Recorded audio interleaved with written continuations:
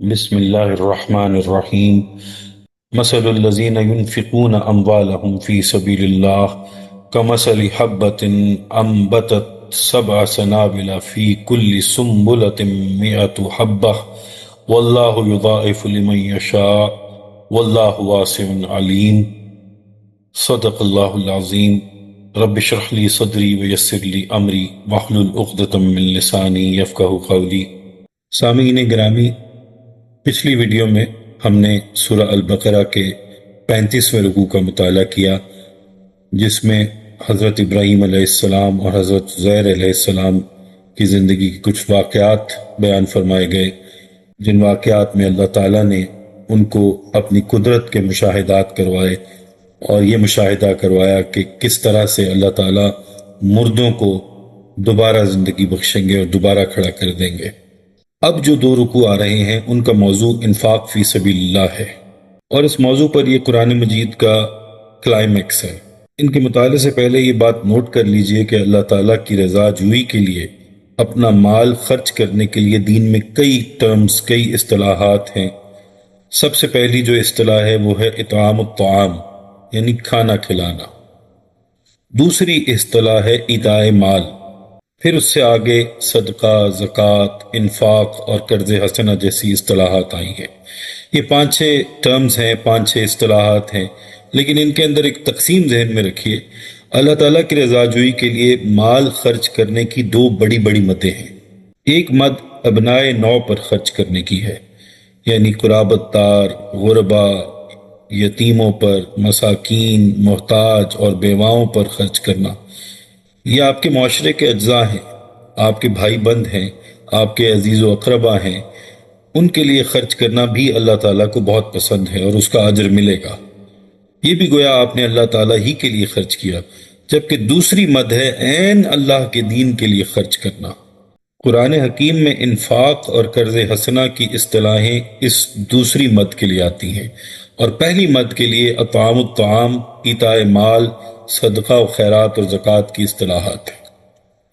چنانچہ انفاق مال یا انفاق فی سبیل اللہ سے مراد ہے اللہ کی راہ میں خرچ کرنا، اللہ کے دین کی دعوت کو عام کرنے اور اللہ کی کتاب کے پیغام کو عام کرنے کے لیے خرچ کرنا، اللہ کے دین کی دعوت کو اس طرح ابھارنا کہ باطل کے ساتھ زور آزمائی کرنے والی ایک طاقت پیدا ہو جائے، ایک جماعت وجود میں آئے، اور اس جماعت کے لیے ساز و سامان فراہم کرنا تاکہ غلبہ دین کے ہر مرحلے کے جو تقاضے اور ضرورتیں ہیں وہ پوری ہو سکیں۔ اس کام میں جو مال صرف ہوگا وہ ہے انفاق فی سبیل اللہ یا اللہ کے ذمہ قرض حسنہ۔ تو یہاں اصل میں اس انفاق کی بات ہو رہی ہے۔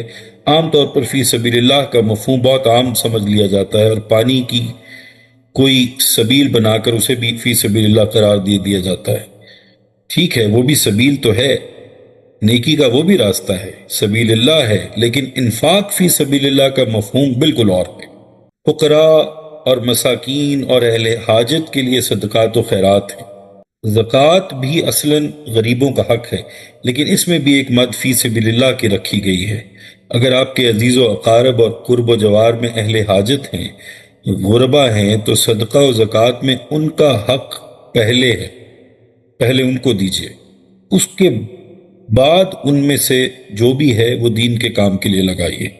جب دین یتیمی کی حالت کو آ گیا ہو تو سب سے بڑا یتیم دین ہے، اور آج واقعتاً دین کی یہی حالت ہے۔ اب ہم ان آیات کا مطالعہ کرتے ہیں۔ آیت نمبر 261 سے آغاز کرتے ہیں۔ مثل الذین ينفقون اموالهم فی سبیل اللہ کمثل حبۃ انبتت 7 سنابل فی کل سنبلۃ 100 حبۃ۔ مثال ان کی جو اپنے مال اللہ کی راہ میں اللہ کے دین کے لیے خرچ کرتے ہیں ایسے ہے جیسے ایک دانہ کہ اس سے 7 بالیاں، 7 خوشے پیدا ہوں، اور ہر بالی میں 100 دانے۔ اس طرح ایک دانے سے 700 دانے وجود میں آ گئے۔ یہ اس اضافے کی مثال ہے جو اللہ کی راہ میں خرچ کیے ہوئے مال کے اجر و ثواب میں ہوگا۔ جو کوئی بھی اللہ کے دین کے لیے اپنا مال خرچ کرے گا، اللہ تعالیٰ اس کے مال میں اضافہ کرے گا، اس کو جزا دے گا، اور اپنے یہاں اس اجر و ثواب کو بڑھاتا رہے گا۔ واللہ یضاعف لمن یشاء، اللہ جس کو چاہتا ہے رزق میں اضافہ عطا فرماتا ہے۔ یہ 700 گنا اضافہ تو تمہیں تمثیلاً بتایا ہے، اللہ اس سے بھی زیادہ اضافہ کرے گا جس کے لیے چاہے گا، صرف 700 گنا نہیں، اور بھی جتنا چاہے گا بڑھاتا چلا جائے گا۔ واللہ واسع علیم، اور اللہ بڑی وسعت والا اور سب کچھ جاننے والا ہے، اس کے خزانوں میں کوئی کمی نہیں، اور اس کا علم ہر شے کو محیط ہے، ہر شے کو احاطہ کیے ہوئے ہے۔ یہاں سے انفاق فی سبیل اللہ کا موضوع شروع ہو گیا، یعنی اللہ کے راستے میں خرچ کرنا، جس میں دین کی خدمت، دین اور مسلمانوں پر خرچ کرنے کی ہر صورت آ جاتی ہے۔ فرمایا اللہ کے راستے میں جو لوگ بھی خرچ کرتے ہیں ان کی مثال ایسے ہے کہ ایک دانہ خرچ کیا اور اللہ کے ہاں جا کر 700 لے لیے۔ اب آگے خرچ کرنے کی صورت بتائی کہ دیکھو اللہ کے راستے میں خرچ کرنے کی کچھ احتیاطیں بھی ہیں، ان کا خیال رکھنا، جیسا کہ اگلی آیت میں، آیت نمبر 262 میں آ رہا ہے، الذین ینفقون اموالہم فی سبیل اللہ، جو لوگ اپنے مال خرچ کرتے ہیں اللہ کی راہ میں، ثم لا یتبعون ما انفقوا منا ولا اذی، پھر جو کچھ وہ خرچ کرتے ہیں اس کے بعد نہ تو احسان جتاتے ہیں اور نہ تکلیف پہنچاتے ہیں۔ ان کا طرز عمل یہ نہیں ہوتا کہ دیکھیے جی میں نے اس وقت اتنا چندہ دیا تھا، معلوم ہوا کہ میرا حق زیادہ ہے، ہم چندے زیادہ دیتے ہیں تو پھر بات بھی تو ہماری مانی جانی چاہیے۔ یا اگر کوئی شخص اللہ کے دین کے کام میں لگا ہوا ہے اور آپ اس کے ساتھ تعاون کر رہے ہیں تاکہ وہ فکر معاش سے آزاد ہو کر اپنا پورا وقت دین کی خدمت میں لگائے، لیکن اگر کہیں آپ نے اس کو جتا بھی دیا، اس پر احسان بھی رکھ دیا، کوئی تکلیف دہ کلمہ کہہ دیا، کوئی دل آزاری کی بات کہہ دی، تو آپ کا جو اجر و ثواب تھا وہ صفر ہو گیا۔ لَهُمْ أَجْرُهُمْ عِنْدَ رَبِّهِمْ وَلَا خَوْفٌ عَلَيْهِمْ وَلَا هُمْ يَحْزَنُونَ، ان کا اجر ان کے رب کے پاس محفوظ ہے، اور نہ تو ان کے لیے کوئی خوف ہوگا اور نہ ہی وہ کسی رنج و غم سے دوچار ہوں گے۔ وہ لوگ جو اللہ کے راستے میں خرچ کرتے ہیں تو خرچ کرنے کے بعد نہ تو وہ کسی پر احسان جتاتے ہیں، نہ دل آزاری کرتے ہیں، ان کے لیے اللہ کے ہاں بہت اجر ہے، نہ ان کے لیے خوف ہوگا نہ کوئی غم۔ خوف اور غم کا نہ ہونا جنت کی علامت ہے، اور اس دنیا میں بھی کچھ لوگ ہوتے ہیں جنہیں خوف اور غم نہیں ہوتا، یہ دنیا ان کے لیے جنت بن جاتی ہے۔ امام ابن تیمیہ رحمۃ اللہ علیہ کو جب ڈرایا دھمکایا گیا تو وہ کہنے لگے کہ تم میرا کیا کرو گے؟ مجھے قتل کر دو گے تو اس کی دعا تو میں 50 سال سے مانگ رہا ہوں کہ مجھے شہادت ملے۔ تم اگر مجھے قید کرو گے تو میرے حبیب صلی اللہ علیہ وآلہ وسلم کی وہ سنت پوری ہو جائے گی جو وہ شیب ابی طالب میں 3.5 سال قید رہے۔ تم اگر مجھے پتھر مارو گے، کوڑے مارو گے، تو میرے حبیب کی وہ سنت پوری ہو جائے گی جو طائف کے بازار میں ہوئی۔ تم مجھے کس چیز سے ڈراتے ہو؟ تم میرے ساتھ جو بھی کرو گے میرے حبیب صلی اللہ علیہ وآلہ وسلم کی کوئی نہ کوئی سنت پوری ہو جائے گی۔ جو چاہتے ہو کر لو، میں ہر حال میں راضی ہوں، میں تم سے خوف نہیں کھاؤں گا۔ یہ ہوتے ہیں لا خوف علیہم ولا ہم یحزنون والے لوگ۔ ایک بات یہ ہے کہ اللہ تعالیٰ کی خاطر ہی خرچ کرنا چاہیے، اور جب کسی نے اللہ کی خاطر خرچ کیا تو پھر کسی اور پر کیا احسان کیا، بلکہ وہ تو اس شخص کا احسان مند ہوتا ہے جو قبول کر لے۔ مولانا اشرف علی تھانوی رحمۃ اللہ علیہ کے مدرسے میں جب لوگ منی آرڈر بھیجتے تھے تو وہ بہت سے منی آرڈر واپس کر دیتے تھے، اور جہاں انہیں اطمینان اور تسلی ہوتی تھی وہ منی آرڈر قبول کرتے تھے، اور جو لوگ آ کر ان کی خدمت میں کچھ رقم یا ہدیہ پیش کرتے تھے ان سے کہتے تھے کہ ہمارا احسان مانو کہ ہم یہ قبول کر رہے ہیں، اللہ پر اپنا احسان مت دھرو، اللہ پر یہ احسان نہ دھرو کہ دین کی خدمت کر رہے ہو، یہ اس کا احسان مانو کہ بادشاہ نے اپنی خدمت کے لیے اپنے دربار میں رکھ لیا ہے اور اپنی خدمت کے لیے تمہیں قبول کر لیا ہے۔ اللہ کے راستے میں تم نے اگر کچھ دیا ہے تو جن ہاتھوں کو دیا ہے ان ہاتھوں کا احسان مانو، اس لیے کہ جو اللہ کے راستے میں لینے والا ہوتا ہے وہ بہت باغیرت ہوتا ہے۔ اگر وہ اللہ والا ہے تو آسانی سے لیتا نہیں ہے، تو اس پر کبھی احسان نہ جتانا، ورنہ تمہارا سب دیا دلایا غارت ہو جائے گا۔ ذہن عام طور پر یہ ہوتا ہے کہ جس کو آپ نے زکوٰۃ صدقات دے دیے، مثلا کوئی شخص بیمار تھا، آپ نے اس کا ہسپتال کا بل دے دیا، اب کچھ لوگ یہ سمجھتے ہیں کہ یہ تو زندگی بھر کے لیے ہمارا ممنون احسان ہو گیا، یہ زندگی بھر کے لیے زر خرید غلام ہو گیا، اس سے ہم جو چاہیں کام لے لیں، جہاں چاہیں اس سے جھوٹی گواہی دلوا دیں، اور اگر وہ ایسا نہ کرے تو اس کے خلاف تان و تشنیع اور دل آزاری کی جائے۔ اگر یہ سب کرنا ہے تو اللہ کے راستے میں دینے کا ارادہ چھوڑ دو کہ اس سے نہ دینا بہتر ہے۔ اگر اللہ کے راستے میں دینا ہے تو یہ دونوں کام نہیں کرو گے، نہ احسان جتاؤ گے نہ دل آزاری کرو گے۔ حضور اکرم صلی اللہ علیہ وآلہ وسلم نے ارشاد فرمایا کہ اس طرح سے دینا چاہیے کہ ایک ہاتھ سے دیں تو اپنے دوسرے ہاتھ کو اس کی خبر نہ ہو، اور بالکل یاد بھی نہیں رہنا چاہیے کہ دیا ہے کہ نہیں دیا۔ آگے آیت نمبر 263، قول معروف و مغفرہ، بھلی بات کہنا اور درگزر کرنا، خیر من صدقۃ یتبعها اذی، بہتر ہے اس خیرات سے جس کے بعد اذیت پہنچائی جائے۔ اگر آپ کے پاس کوئی ضرورت مند آ گیا ہے، کسی نے ہاتھ پھیلا دیا ہے، تو اگر آپ اس کی مدد نہیں کر سکتے تو دلداری کا ایک کلمہ کہہ دیجئے، نرمی کے ساتھ جواب دے دیجئے، معذرت کر لیجئے، یا اگر کسی سائل نے آپ کے ساتھ درست رویہ، پھوڑ رویہ اختیار کیا ہے تو بھی اسے ڈانٹیے نہیں، جیسا کہ سورہ الضحیٰ کی آیت نمبر 10 میں آیا ہے، وَأَمَّا السَّائِلَ فَلَا تَنْهَرْ، سائل کو دھتکارے نہیں بلکہ درگزر سے کام لیجیے۔ یہ طرز عمل اس سے کہیں بہتر ہے کہ ضرورت مند کو کچھ دے دیا لیکن اس کے بعد اسے دو چار جملے بھی سنا دیے، اس کی دل آزاری بھی کر دی، تو اس کا کوئی فائدہ نہیں ہوگا۔ واللہ غنی حلیم، اللہ تعالیٰ غنی ہے اور حلیم ہے، وہ بے نیاز بھی ہے اور بردبار بھی۔ اگر تم کسی کو کچھ دے رہے ہو تو اصل میں اللہ کو دے رہے ہو۔ اس ضمن میں ایک حدیث سے قدسی میں بڑی وضاحت آئی ہے۔ حضرت ابو ہریرہ رضی اللہ تعالی عنہ روایت فرماتے ہیں کہ رسول اللہ صلی اللہ علیہ وآلہ وسلم نے ارشاد فرمایا، قیامت کے دن اللہ عز و جل فرمائیں گے، اے آدم کے بیٹے، میں بیمار ہوا، تو نے میری تیمارداری نہیں کی۔ وہ کہے گا، اے پروردگار، میں تیری تیمارداری کیسے کرتا جبکہ تو رب العالمین ہے۔ اللہ تعالیٰ فرمائے گا، کیا تو جانتا نہیں کہ میرا فلاں بندہ بیمار ہوا اور تو نے اس کی تیمارداری نہیں کی؟ کیا تو جانتا نہیں کہ اگر تو اس کی تیمارداری کرتا تو مجھے اس کے پاس موجود پاتا؟ اے آدم کے بیٹے، میں نے تجھ سے کھانا مانگا تھا، تو نے مجھے کھانا نہیں کھلایا۔ وہ کہے گا، اے میرے رب، میں تجھ کو کھانا کیسے کھلاتا جبکہ تو رب العالمین ہے؟ تو اللہ تعالیٰ فرمائیں گے، کیا تو نہیں جانتا کہ تجھ سے میرے فلاں بندے نے کھانا مانگا تھا، تو نے اس کو کھانا نہیں کھلایا؟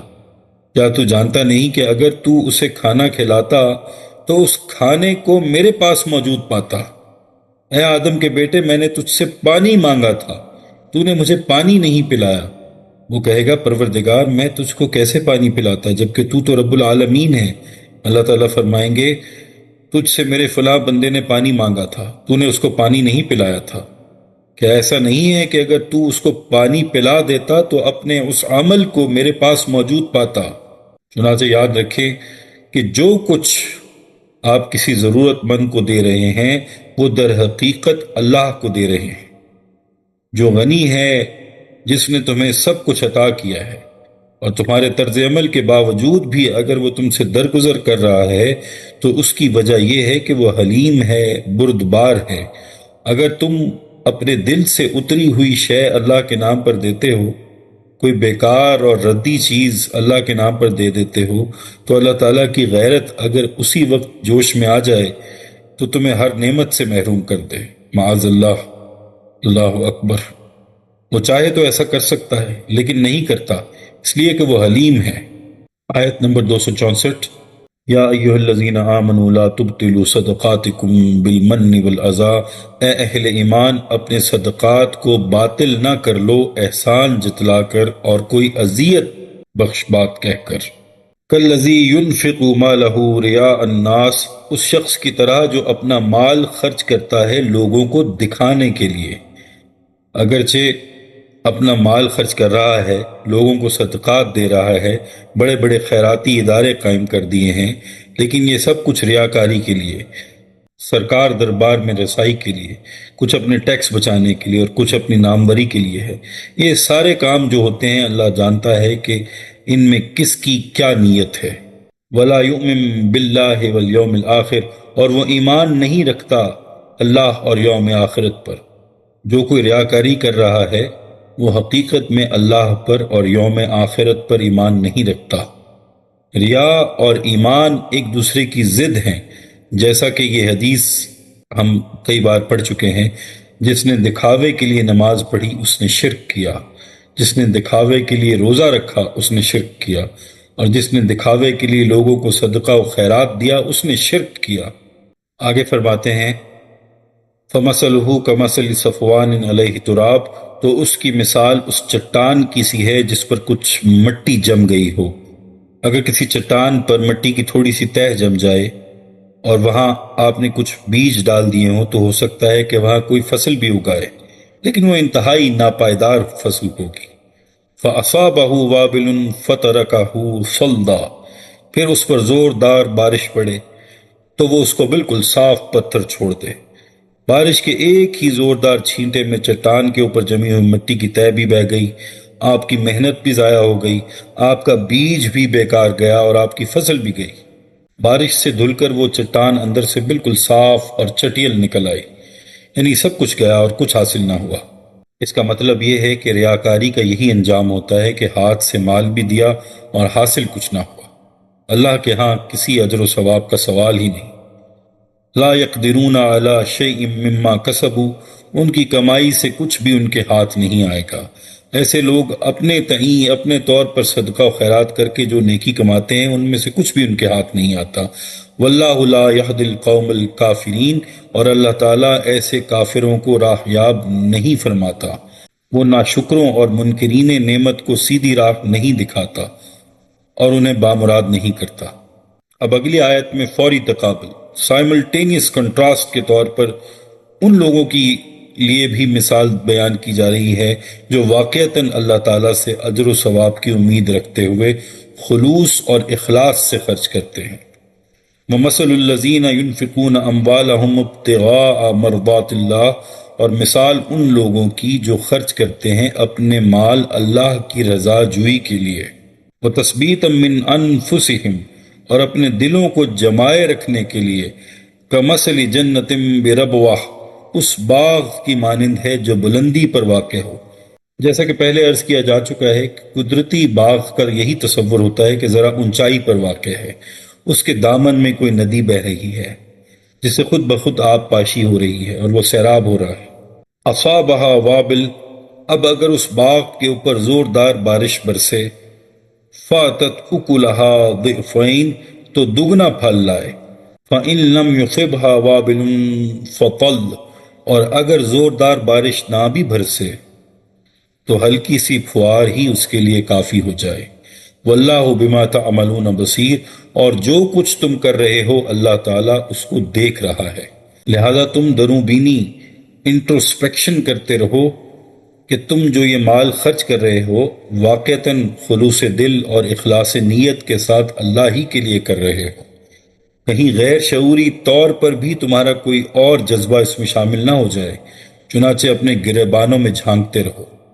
اب اس رکوع کی آخری آیت، آیت نمبر 266، اَيَوَدُّ أَحَدُكُمْ أَن تَكُونَ لَهُ جَنَّةٌ مِّن نَخِيلٍ وَأَعْنَابٍ تَجْرِي مِن تَحْتِهَا الْأَنْهَارُ، کیا تم میں سے کوئی یہ پسند کرے گا کہ اس کے پاس کھجوروں اور انگوروں کا ایک باغ ہو جس کے دامن میں ندیاں بہتی ہوں؟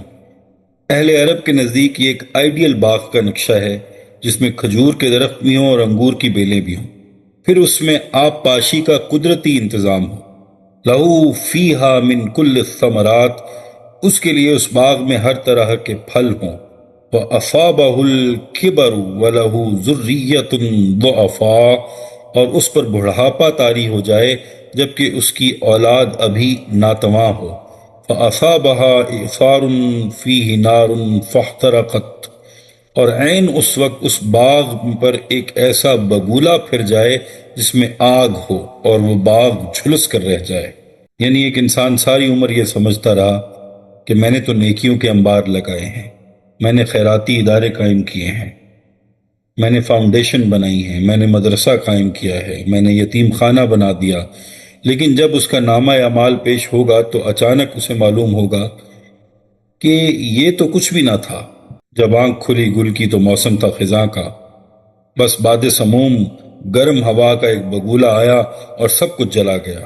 اس لیے کہ اس میں اخلاص تھا ہی نہیں، نیت میں کھوٹ تھا، اس میں ریاکاری تھی، لوگوں کو دکھانا مقصود تھا۔ پھر اس کا حال وہی ہوگا جس طرح کہ وہ بوڑھا اب کف افسوس مل رہا ہے جس کا باغ جل کر خاک ہو گیا، اور اس کے کم سن بچے ابھی کسی لائق ہی نہیں، وہ خود بوڑھا ہو چکا ہے اور اب دوبارہ باغ نہیں لگا سکتا۔ اس شخص کی مہلت عمر بھی ختم ہو چکی، اور سوائے کف افسوس ملنے کے اس کے پاس کوئی چارہ نہیں ہوگا۔ کذالک یبین اللہ لکم الآیات لعلکم تتفکرون، اس طرح اللہ تعالیٰ اپنی آیات تمہارے لیے واضح کرتا ہے تاکہ تم غور و فکر کرو۔ اب آپ ذرا قرآن کی اس تمثیل پر دھیان دیں کہ کتنی خوبصورت مثال ہے۔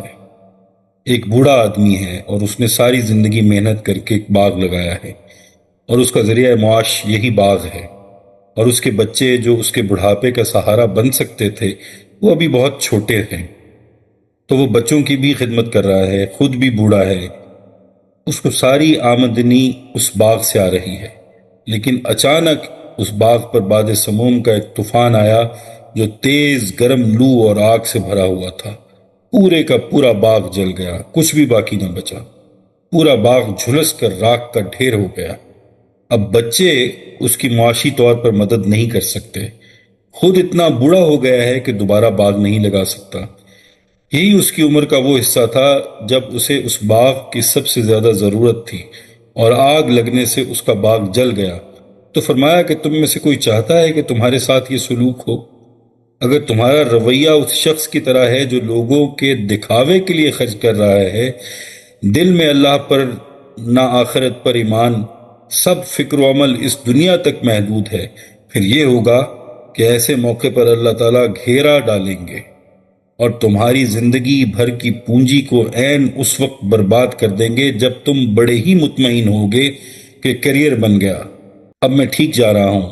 عین اس وقت تمہیں بربادی میں ڈالیں گے جس کا تم تصور بھی نہیں کر سکتے۔ بس اس چیز سے ڈرتے رہو اور جو کرنا ہے خالص اللہ کی رضا اور محبت کے لیے کرو۔ ایک مثال تو وہ دی تھی کہ چٹان پر مٹی جمع ہو گئی تھی اور لوگوں نے اس پر فصل اگا دی جو سب ضائع ہو گئی، اور دوسری یہ مثال دی ہے۔ اس طرح سے اللہ تعالیٰ اپنی نشانیاں کھول کھول کر بیان فرماتے ہیں، اپنی تعلیمات واضح طور پر بیان فرماتے ہیں تاکہ تم سوچو تو صحیح اور کچھ فکر مندی اختیار کرو۔ اس لیے کہ جو بنیادی فرق ہے مومن اور غیر مومن میں وہ یہ ہے کہ مومن فکر مند ہوتا ہے، وہ سوچنے والا اور سنجیدہ ہوتا ہے، اسے کل کی فکر ہوتی ہے کہ میرے ساتھ کیا ہوگا۔ وہ آج اور گزشتہ کل سب کچھ کرنے کے باوجود مطمئن نہیں ہوتا کہ نہ جانے کہاں کیا خرابی رہ گئی ہو۔ تو اللہ تعالیٰ سے ڈرتے رہنا چاہیے اور خلوص نیت کے ساتھ انفاق فی سبیل اللہ کا اہتمام کرنا چاہیے۔ اور یہاں تکمیل ہوتی ہے سورہ البقرہ کے اس رکوع کی۔ اللہ تعالیٰ سے دعا ہے کہ اللہ تعالیٰ قرآن پاک کی آیات کو سمجھنے اور دوسروں تک پہنچانے کی توفیق عطا فرمائے اور ان پر عمل کرنے کی توفیق عطا فرمائے، اور ہمارے دلوں کو اللہ تعالیٰ اپنی آیات کی روشنی سے اپنے نور سے منور کر دیں اور ہمارے نفس کا تزکیہ فرمائیں۔ اللہ تعالیٰ ہم سب کے لیے آسانیاں پیدا فرمائیں اور آسانیاں بانٹنے کی توفیق اور شرف عطا فرمائیں۔ آمین یا رب العالمین۔